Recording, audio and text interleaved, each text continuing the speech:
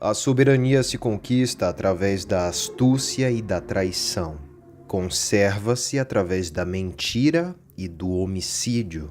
Perde-se pela lealdade e pela compaixão. Neste resumo de O Príncipe de Maquiavel, estratégias antigas serão vistas como muito atuais. Este livro é um clássico que merece ser revisitado e estudado frequentemente. Portanto, prepare a sua coroa, pois hoje vamos separar os homens mortais dos príncipes eternos.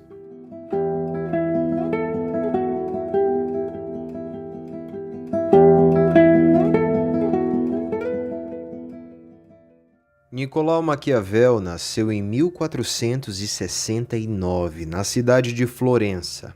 Ele foi secretário político no regime republicano depois que os Médicis perderam o poder. Nos tribunais, ele conheceu grandes líderes do seu tempo, servindo como diplomata e orientando os governantes florentinos na criação de um exército para proteger a república.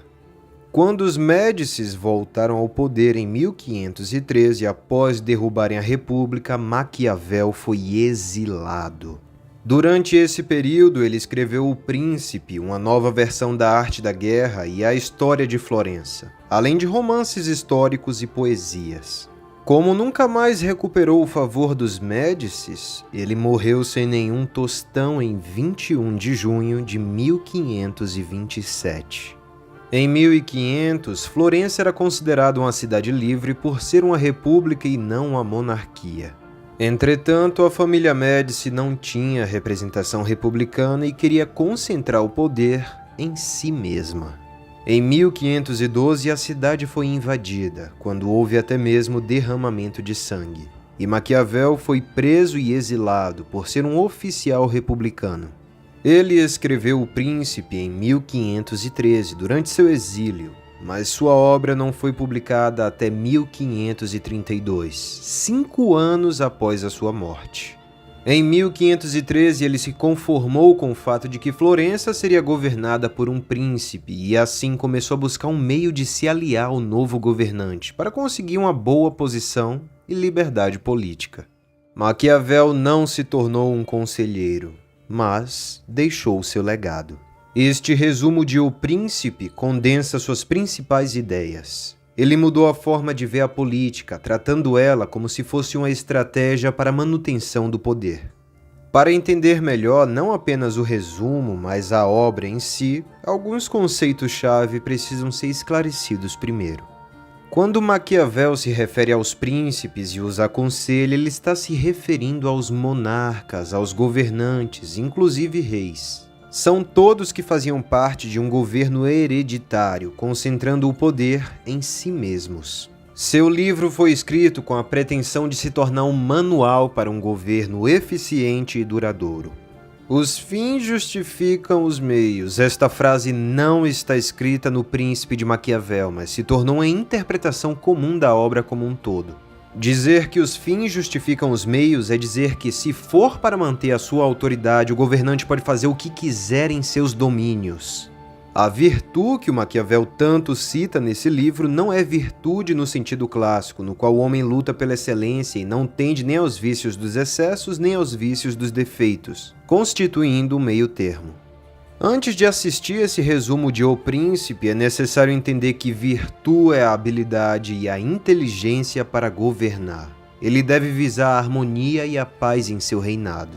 Se um governante tem virtude, ele tem a capacidade de controlar e superar as dificuldades impostas ao seu governo, criando estratégias para permanecer estável. Em alguns momentos vai precisar ser piedoso e bom, em outros será severo e cruel.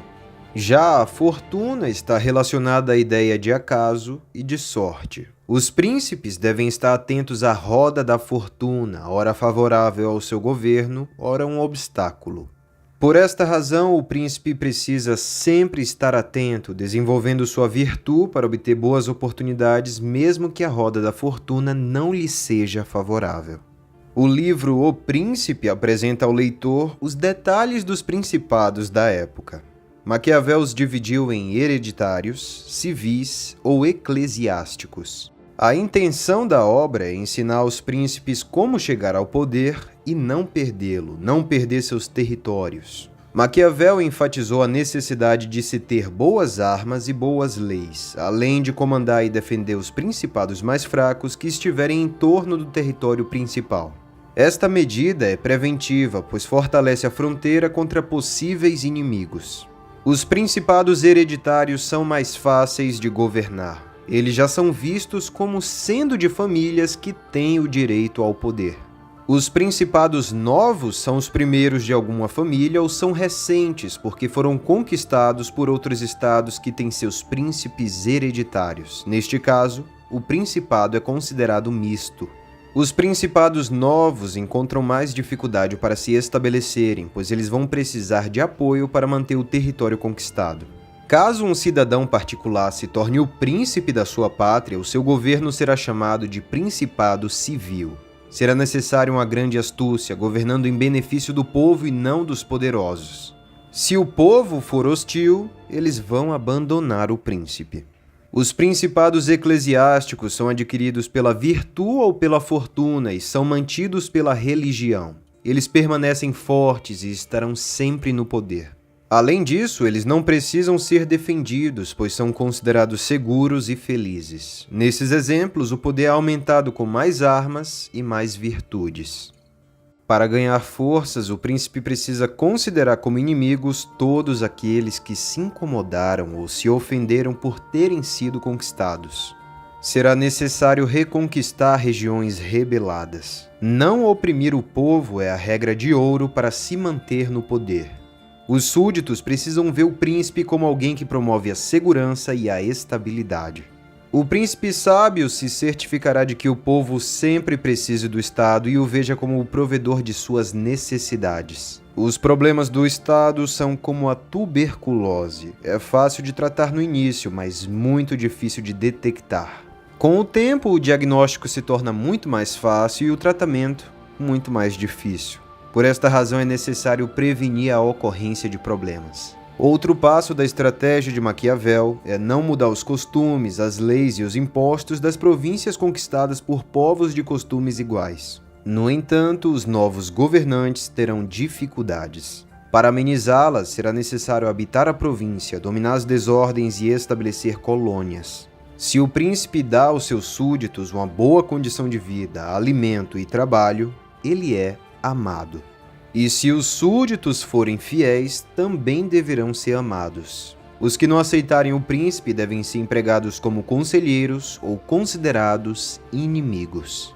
Primeiro de tudo, o povo deve ser considerado amigo, e é melhor não o oprimir. O príncipe deve estar preparado para ver os cidadãos fugirem nas adversidades. Entretanto, se um povo espera o mal e recebe o bem, ele é mais fiel do que aquele que espera apenas o bem. A liberdade prejudica o príncipe se for usada de uma forma conhecida por todos, levando-o a ser desprezado e odiado. O que usa seu exército para saquear fortunas alheias é bem quisto pelo povo. O miserável é considerado correto, pois gasta pouco e não rouba aos seus súditos, sendo um defeito que colabora na manutenção do poder. O príncipe deve manter a palavra? Maquiavel diz que não deve, caso isso lhe cause prejuízo ou quando a circunstância que o levou a prometer algo não exista mais. Para amenizar as palavras quebradas, será necessário desenvolver a habilidade de transformar o intelecto das pessoas e dissuadi-las de suas promessas outrora feitas. O príncipe deve ser como a raposa, que sabe como escapar das armadilhas, e também deve ser como o leão, que sabe aterrorizar os seus inimigos. Quando ser raposa ou ser leão, vai depender das circunstâncias. Não há razão alguma para manter a palavra com os homens, porque eles são maus e igualmente não mantêm a sua palavra. E mesmo que o príncipe mude, ele deve sempre parecer ter uma palavra que é como uma rocha. Como conquistar principados que já tinham suas leis? Em resumo, Maquiavel apresenta 3 formas: arruiná-los como a estratégia mais segura, habitá-los pessoalmente ou criar gradualmente um governo, deixando os súditos com suas próprias leis. Estados que possuíam outro príncipe governando são mais facilmente conservados. Os que foram conquistados com armas e fortunas dos outros não são mantidos por causa da corrupção do exército e da sociedade que não possui alicerce, ela não é fortalecida. Assim, esses governantes terão que se submeter à vontade de quem lhes concedeu o Estado. É um caso em que o príncipe não tem poder, pois quem comanda o Estado é o dono da fortuna. Como usar a crueldade? O governante deve agir difundindo a fama de ser cruel, já que os príncipes, em geral, querem manter um ar de piedade. Segundo Maquiavel, um bom príncipe não deve se preocupar se seus súditos o considerem cruel, pois isso os manterá unidos e fiéis. Para sustentar a reputação de crueldade, ele cita os exemplos dos governantes que permitiram o nascimento da desordem por um excesso de piedade. Os que alcançam o poder por meio de crimes não são celebrados como homens de virtude, mas Maquiavel descreveu duas possibilidades para o uso da crueldade. Se o crime for de extrema necessidade, a maldade é justificável se depois disso apenas o bem for praticado. Se o crime se perpetuar, o príncipe faltará com escrúpulos.